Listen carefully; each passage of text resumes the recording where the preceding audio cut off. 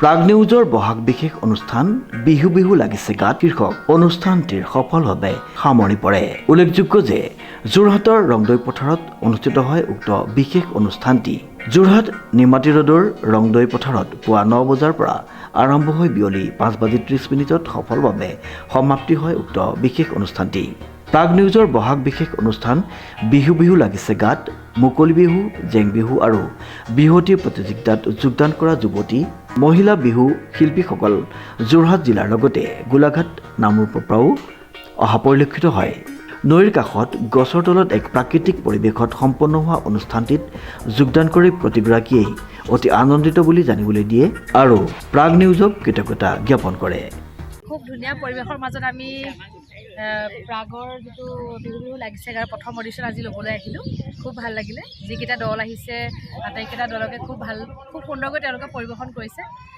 Next আকৌ তেওঁলোকৰ গোগামুখত আছে। ভাল হওক সকলোৰে, আকৌ গুৱাহাটীত লগ পাম বুলি আশা থাকিল। সমীৰ ৰায়ৰ ৰিপৰ্ট, নিউজ নাও।